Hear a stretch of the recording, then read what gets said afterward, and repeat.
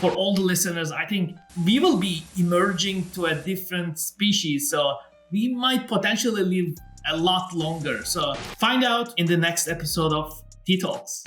Hello and welcome to another episode of TTalks, where we dive into the stories behind the leaders shaping our world. I'm your host, TJ Walia. Today, we're joined by another incredible guest having a background spanning 2 decades in the marketing and innovation business, Nuri Cankaya. Nuri is a futurist and is currently the VP of AI product marketing at Intel. And prior to this, had an exciting 17-year career at Microsoft. That's where Nuri and I met. Nuri, welcome to TTalks. Thank you, TJ, for having me. It's an absolute pleasure, Nuri. Nuri, I've gone through some of the things that you've accomplished with obviously Microsoft. It was a heck of a career that you had there. And now you're over at Intel. Can you please tell our audience a little bit about your journey and yourself? Absolutely. I'm a futurist by heart. So I always dream about the future. And I think as of today, AI is the future. So and many people might think that AI is now.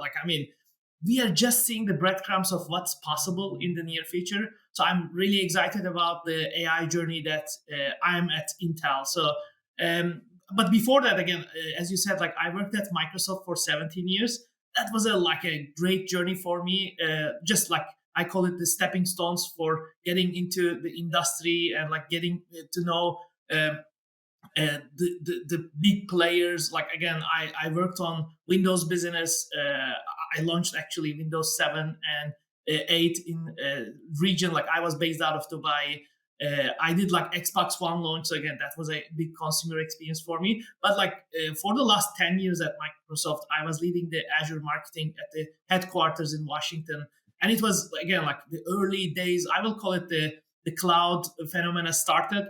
I was a first person to see how this is really growing and really becoming a big thing. And of course, I remember the first day I met with Sam Altman and the OpenAI team, and we brought them on the Azure platform and all the November 30th moment with ChatGPT launch. I think those are all building blocks for me, but I was always passionate about the future. So again, that's why I call it, by heart, I'm a futurist.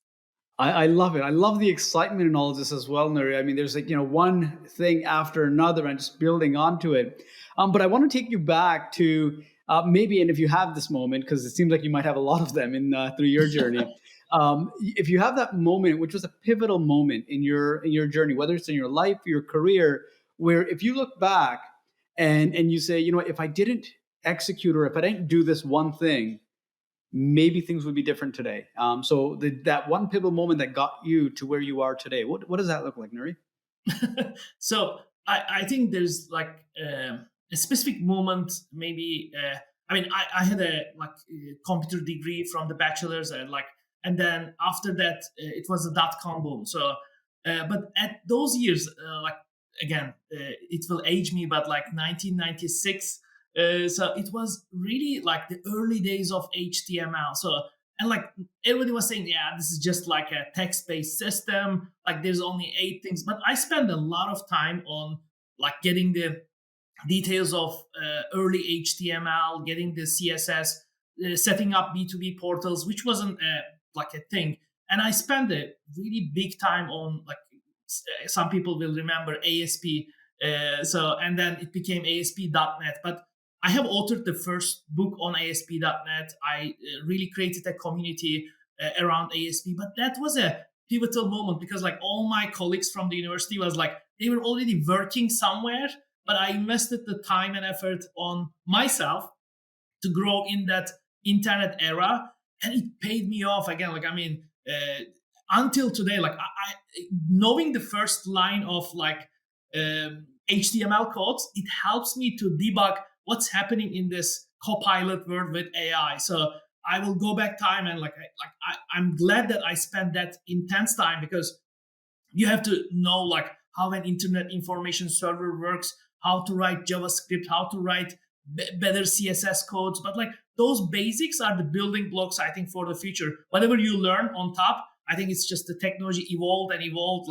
There was this iPhone movement with the mobile technologies. And I was inside it, and then in the cloud computing, it's just building up on that scale of internet. but I'm glad that I catch that wave early on, and I try to be always in the next wave. I mean, it's a good analogy, but like if you are in the wave, like I mean, you got smashed by the big wave, you have to be a little bit ahead, but you have to keep your pace. Like if you slow down, like the wave will get you down. So I think that that's how I look at the technology. But if you ask me, yeah, that was a key moment for me. That is incredible. And for you to even pinpoint it back to that, without having context of where this is going to go, no one knew where things were, what the understanding of it was. And I can see that now, given because you and I met in the IoT business at Microsoft, and so that was a very innovative and bleeding edge technology as well, and it still continues to be. But your advice from that perspective for anyone listening in who's trying to understand, what that next aspect of their career is. A lot of people sign up for roles that they're comfortable with, right? When we're talking about the era that you and I live in, there's no comfort. There's no certainty of what is going to happen, what is not going to happen. It's all you build it. And I remember the analogy one of my previous colleagues shared with me was that we're flying the plane and building it at the same time, right? So that's kind of essentially what the lives we live in when we're working with these bleeding edge technologies. What's your advice for someone who hasn't done that and is grappling with that uncertainty to make that move or not?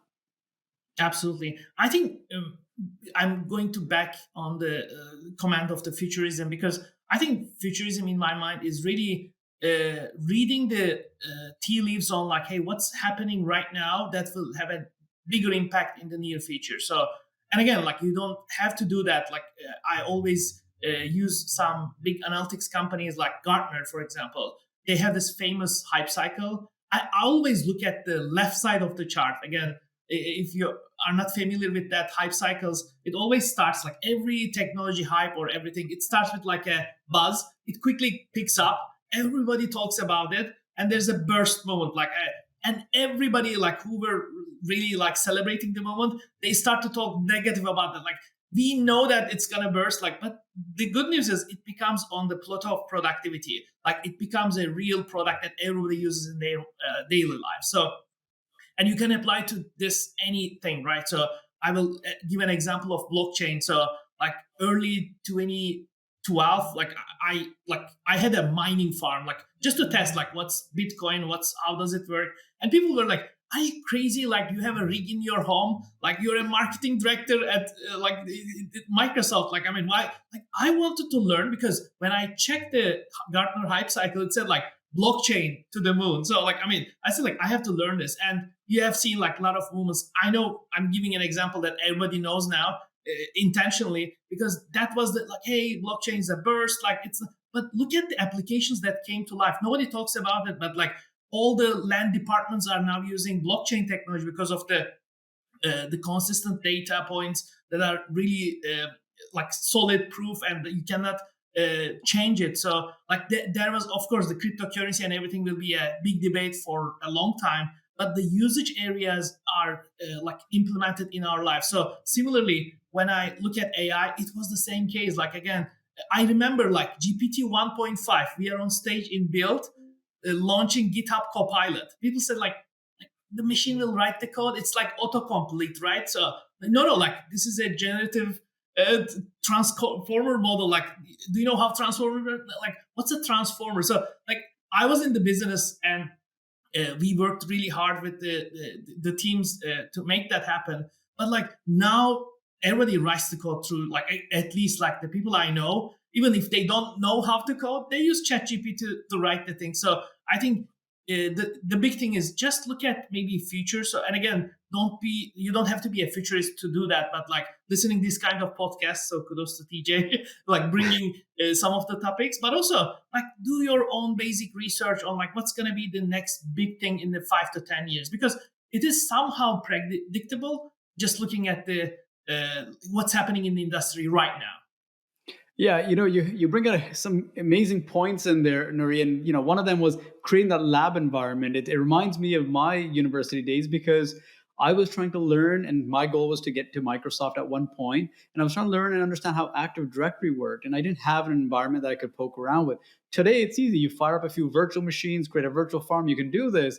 I literally had 10 computers in my basement with one set up as a Windows server, trying to connect to them to understand, to learn this technology, right? So you have to invest in yourself and go that extra mile, because if you don't, I mean, you're going to be like everyone else. So how do you set yourself apart? And there's sleepless nights, obviously, and you know this as well, where you're up until 2 o'clock. I think I've got it. I think I've got it, right? And it's like one more, and you've got a 7 o'clock, 8 o'clock meeting in the morning, but you're like, I'm just going to push myself.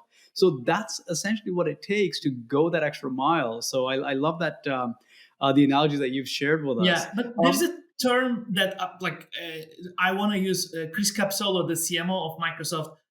He just left Microsoft, but he's an amazing leader. And I still remember his example of skate where the puck is going to be. So, and I used it in like a lot of mentorship sessions, but like you cannot stay where you are. And like if you want to be ahead of the game, you have to skate where the puck is going to be. Again, like if you're not into this sports, it's really like you have to estimate like, hey, like the next move is there. And if you are there, this is literally becomes your passion, and your passion becomes your job. So like just to give a quick example on me, like, I mean, I was so passionate about AI, and at Microsoft, I was doing like a lot of other things like programs, investments, again, like with the managerial responsibility, like your to-do list goes on and on. And like, I mean, you have to like, I was grateful for that. But at the same time, it was like, hey, I'm passionate about AI. Like, I mean, I want to be like daily working on this job on like getting the next thing. And when I got the offer from Intel, I said like instantly I'm on, because I know like how Intel is influential in the market. I mean, they put the silicon in Silicon Valley. So like, I mean, that's how important and really basic is. And with the AI things really depending on silicon today, I think we will unpack that a little bit with all the chips, AI accelerators. I said like, this is a perfect moment. So I can work on my dream, like large language models, Gen AI, and all things happening on AI. And I will get paid out of that. So like, that's a win-win. So my recommendation is like, skate where the puck is going to be, but like also think through, like, you shouldn't do the same job that you do all the time. Like, try to find the next opportunity that is really in line with where are you going. And then if you meet them together, then like you don't have to stay up to 2 a.m. Like it becomes your day job, and you get the outcomes pretty quickly. Absolutely. And you learn through it as well. I remember one of my first jobs was, a far stretch for what we're doing. And this is when I got pulled out of university, and it was for one of the partners for Microsoft, and we were providing premier support. It was a huge stretch, but I looked at it as I'm getting paid to learn, right? So that was a whole different perspective on it. So I enjoyed it even more. I'm like, rather than me reading books and not getting paid for this, I'm actually having to study, get caught up, learn all this technology, and I'm getting paid. This is a win-win. So it's all about how we shift our perspective around it, and how we look at these things and opportunities to really grapple them. Absolutely, absolutely. And I think you touched on a really great point. So for all the listeners, I think thinking of the comfort zone is an important topic. So you have to always think like, what will help you to grow? Because I think we will cover that maybe like with biotechnology and all the things happening in the synthetic world. Like, we will be emerging to a different species. So we might potentially live a lot longer. So with that, like, you cannot just like, I'm doing this perfect job, this is paying me this much. Like, I mean, you have to think a little bit uncomfortable. Like, how do I make myself uncomfortable, and then like take a risk to learn more and be ready for the next wave. So I think that is a big thing that every, like, it's also like a psychologically, like, you have to be ready for that change. But if you don't make that change, it might be late. So again, those waves are not coming every single year. So like, I mean, all this cloud computing, all this like AI, I mean, we will discuss the next waves, but like, it's really important to a little bit uncomfortable with your comfort zone and move to the next zone. Yeah, and I would probably add to that, just don't jump into anything, plan it out, understand what you want to do, understand the strengths that you have, and where you can actually combine that with whatever it is that you want to learn. And and I don't know if you know this about me, or like, I spent 9 years in Premier support and Premier services, right? So in that Premier business, working with the enterprise clients, it was a very different ball game, because we were really looking back. It was really Exactly. reactive for a lot of cases of, migrations, assistance, planning, strategy, that whole digital transformation that comes from there. And then when I had to make that switch into the IoT business, and that too in a marketing realm, it was totally different. But I knew how much I would be stretching myself, and I had actually committed myself to it. And that was a question I got in the interviews. It's like, you're coming from this world. How does this match? And I'm like, it doesn't match.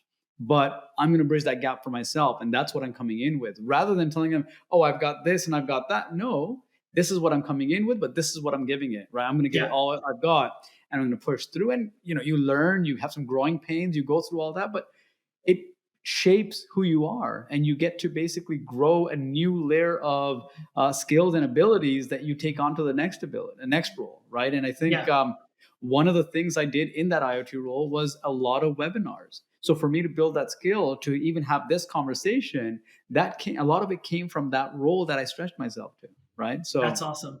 And I think you are onto a really important point for all the listeners. I think everything adds up in life. It's not a coincidence. So like you build it up, and I think everybody like listening needs to go back, maybe like, what have I done successfully? What I did achieve? Because in some of the things, like you might say like, I'm here because like I didn't have a choice. Like, no, like I think like there is always an unconscious thing happening on the background that is preparing you for the future. So you have to really feel that. So I will give a quick example. Like I was excited about the retail business, and like I was always like commercial marketing.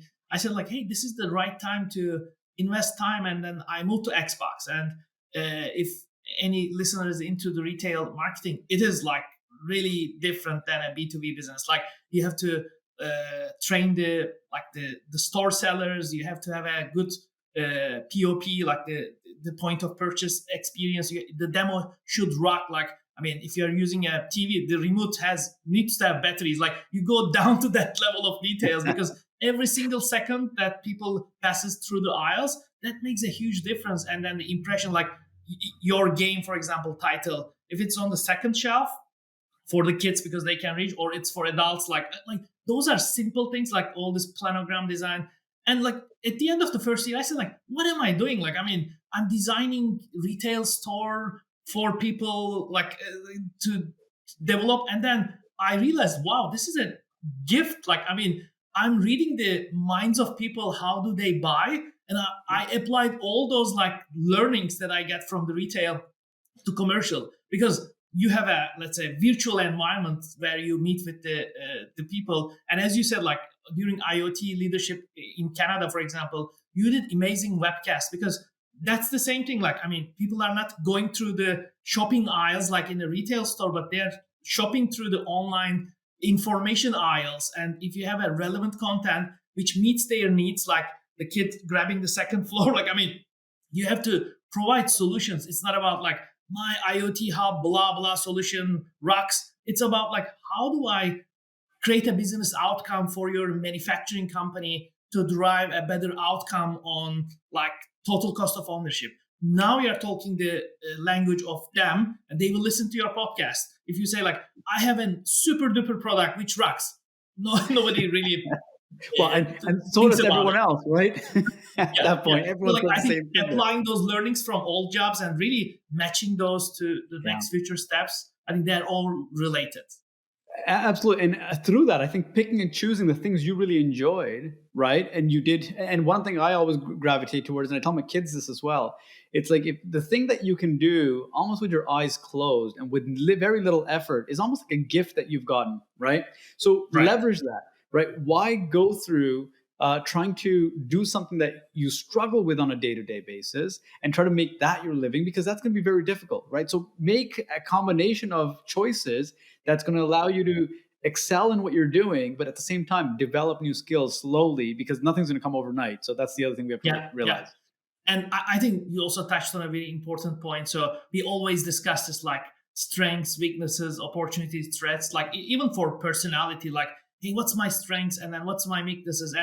And most of the time with my teams, we ran into discussions on like, hey, I need to like improve my skills on blah, like it's my weakness. And my response is always like, focus on your strengths first, make them sharpened, because like that will help you, like that help you where you are right now. Like example, like you gave, like being a good presenter, or like being great at analytics, being like whatever you are good at, just like make that extra step that will really create a big gap between the others and you will shine with that. So like if you just focus on your weaknesses and try to make them equal with the others, you will just be like an ordinary person with like really broad skills. But like sharpening the edges will definitely help you to differentiate in the audience. So like I think you Yeah. highlighted that. That's a really important part. I think Yeah. everyone should have to focus on. Absolutely. And sometimes people don't know where to start, Nuri. And I think one of the examples I'll share is when I kind of started building my own productivity training, I didn't know where to start either. So I started giving that training to my peers. So I wanted to develop on my presentation skills and build on all of that.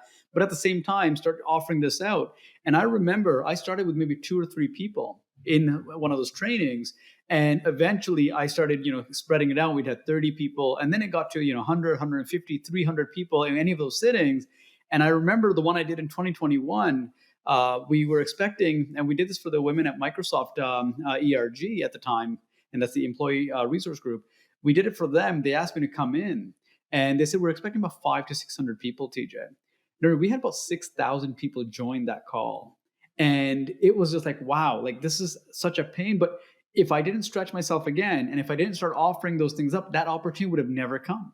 Right. So we have to go through all those motions. But to start with the people close to you. Right. If you can help someone else out with what you've got, and if it's good, they'll spread the word, and you'll kind of, work out to other areas as well. So if it's analytics, someone on your team who doesn't understand analytics the same way, help them get to the next level. Right. So Yeah.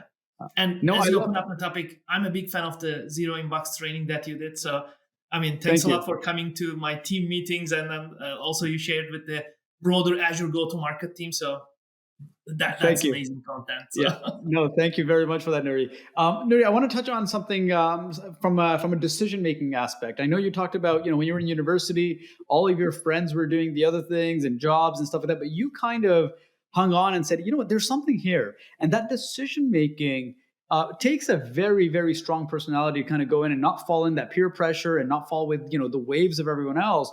And that's what allows you to kind of step away from everyone else and shine, essentially. Help us understand what that looks like for you. So when you're seeing something, and this also applies, in your role as well, where you're seeing opportunities. Right now, there's a lot of ambiguity of what is going to make sense, what's going to stick, what's not going to stick. What's your process for decision making when you're looking at something that might be, wow, this could be a game changer? I don't know. Like, we get excited ourselves, and that doesn't mean everyone else is going to get excited. So how do you decipher between all that? Yeah. I think it's like some you have to make the pros and cons really clear to yourself. So the one practice I love about again making decisions, maybe it's a personal thing, but I write it down, because just thinking about it, sometimes like our brain is not wired to make decisions because like there's the right left side, they always contradict each other. When you write it down, it becomes like this is your thought process. So I before any big decision or anything, like this might be buying a house, moving to a different state, like changing a job, like whatever is the, let's say I'm just giving examples, but like I always sit and do a pros and cons analysis, and then I always take a risk. So like, because if you just do follow the rules, like 6 years, like I will not do anything, then that's not going to be like moving forward. So in order to move forward, you have to have that like, okay, like I believe in this, I'm passionate about this. So I always give a score to them.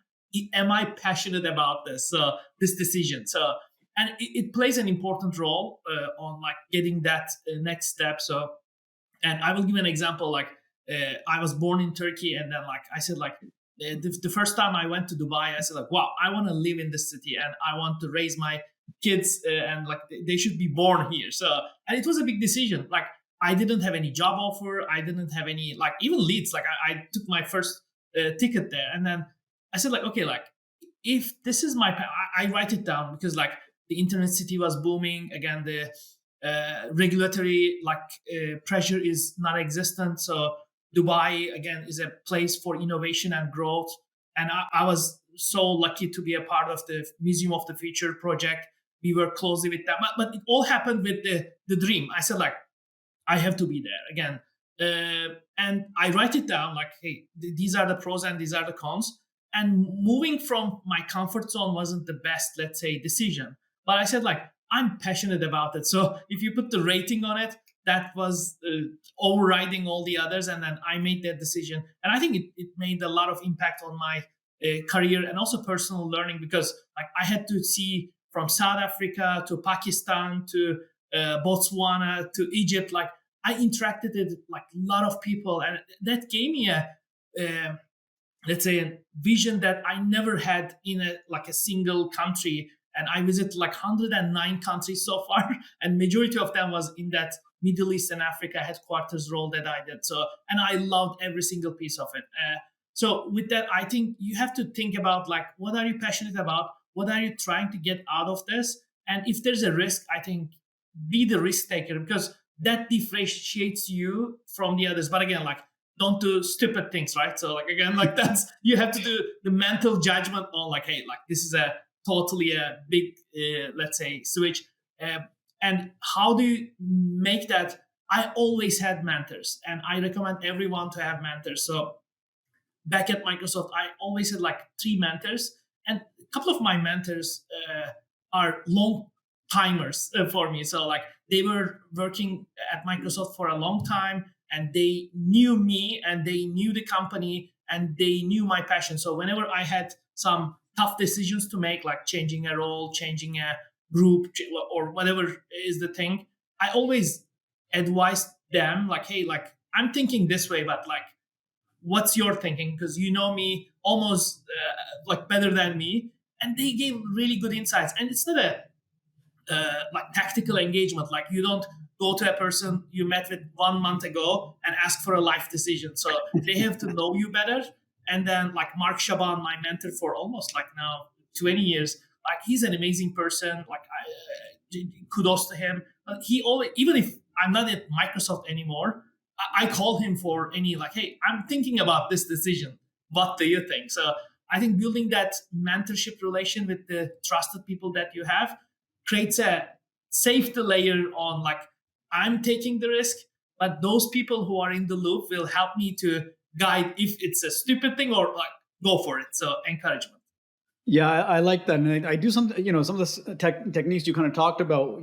I basically have a big whiteboard, and when there are big, decisions from the family that's going to impact, my wife and I actually come down on the whiteboard and list out the pros and cons. We look at, what is it going to make sense, is not going to make sense, all the risks associated to it.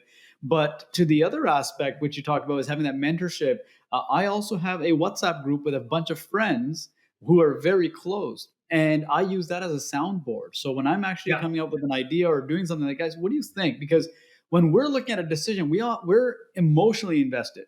They're not. So they're looking at it, completely logically, and they will give you a whole different perspective on it. So it's definitely good to have that mentorship and that circle around Absolutely. you, and make sure those are trusted people, not people who are going to mislead you and guide you and say, let's bet the whole house on number 14 in roulette or something. We're not going to do that. So that's those are the ones that you want, that are going to pull you away from all of that.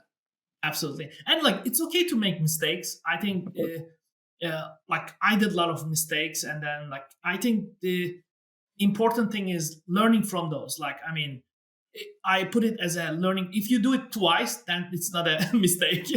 So like you have to learn, because like you cannot predict what's going to be the next thing for your life, for your career, for your maybe business. And again, like, I mean, there are a lot of ingredients that you don't have control to. So and this might affect, but again, like, I mean, just learn from the mistakes if it's a mistake, and then really like don't repeat it and get the learnings. So one of the things I do is I write down all the learnings that I have at the end of the day, and I try to stick to like at least every day I want to have like 3 learnings. This adds up to 21 learnings for a week. So like, and I review them every Sunday night. Like, okay, like what did I learn today? I'm a big writer, so I like writing things because it keeps me to remember that I'm getting something out of this, and really I don't forget it, because like as humans we are forgetful. We just like, okay, what happened? Like I remember in many performance review, some people noted down like what they did, and some people, last week was really good. Like it's the whole year. I mean, like let's think. And if you write it down, like you learn and you don't forget, and you repeat the good parts of the learnings moving forward. So I think I that's an love important that. step. People make mistakes. Yeah, I love the journaling part of it, right? Just writing down your learnings. Are you also learning and writing down the things that you could have improved, or is it just the learnings, or is that a combination of both? It's a combination of both. So like sometimes like there is like really good modeling from the leaders that I work with. So like in this case, like recently I had a couple of meetings with Pat Gelsinger, is the CEO of Intel. And again, like, I mean, I was amazed by a couple of things that he mentioned and then he modeled as a leader. And I said like, hey, like I want to be a model to my team as well. And I will like copy technically what he has modeled to the others and apply that learnings to me. So like some learnings are really like cheat sheets for me to replicate to be more successful or impactful. Right, right. No, that's very cool. That's very cool. All right, Nuri, so it's time. We're going to change things up a little bit. Yeah, It's our time for a rapid fire segment. So the rules are very simple. I'll ask you a question, and you'll respond with the first thing that comes to mind. Are you ready? I guess so. We'll find out. let's go for it. All right. So tea or coffee? Coffee. Okay. AI or IoT? You know the answer, AI. Your wake up time. 6:30 a.m. Okay. One gadget that you cannot live without. Without, I think phone will be a really generic answer, but I will go with that one because like that's where my life shapes up with the apps. Well, the way phones are today, they're not one gadget. They've got a million things Yeah, in it's them, like right? So, it's like James Bond, like yeah, multiple things. exactly. But I will So call give, maybe a specific thing yeah, remarkable. So I use a writing pad, which is called Remarkable. Like I took okay, it yeah, everywhere where I go. So like because like the writing experience on phones, like on an iPhone, is not the best. So I still yeah. like the feeling of writing, and I wanted digital. So Remarkable is a solution that I use. So Okay, very cool. And you take it everywhere, would you said? yeah, it's light, and again, it's not an endorsement to the brand. Like, no string attached. I love the No, product, so like not an yeah, endorsement. yeah. This show is definitely not sponsored by them. So, Yeah, remarkable or anything. Yeah, most surprising application of AI that you've encountered so far? yeah, by far, like ChatGPT. Uh, Again, I was in the cooks of it for a while with the OpenAI team while I was at Microsoft, but that's a huge next step for making an application. I think it will be the application for humanity. There will be a lot of like applications, but I will just call that is the application, which is like prompting uh, almost an AGI in the future. Like that's Yeah, ChatGPT. very cool, very cool. Last thing you touch before going to bed? Uh, it's the remarkable that I said, like, again, I write down my ideas and like I review my plan for tomorrow. I want to accomplish like three things. Like, again, I'm not a complex person. I said, like, if I do this top three things, I will, and I want to go back with seeing that because all maybe dream time and everything, like, I solve half of those problems in my mind. I don't know how, but like that's the unconscious bias. I think like it's happening. So and then when I wake up, I think I have a clear mind because I think the mindfulness is important. So you cannot. I mean, you can easily find yourself like in the middle of emails, like conference calls, and then like if you clear your mind, like if I achieve these three things, I will be happy. That's my mindset, and I want to end the day with that. So Yeah, that's very cool. I do something similar. I use a sticky note at the end of the night.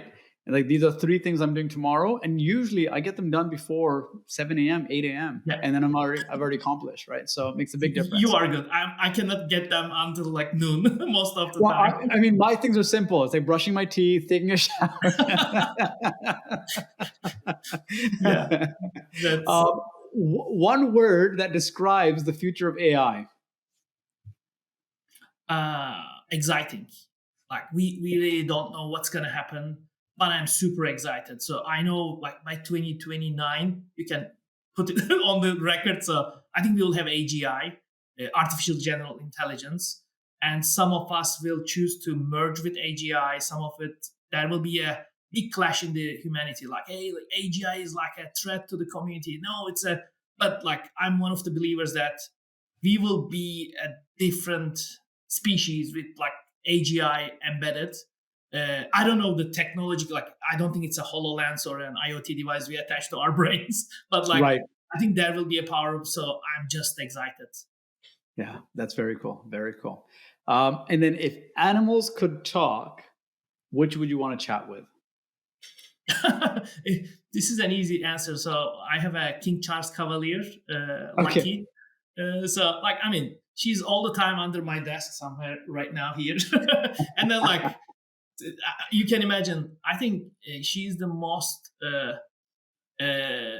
like alive thing that's around me all my life, like for a long time, like 16, 17 hours at least, because I'm working from home. And like, yeah, like, I mean, there's lots we can chat about, right? So A he's great attending all the conversation. conference call and everything. Like, but again, like, I mean, it's hard to understand the dog language. Of course, of course.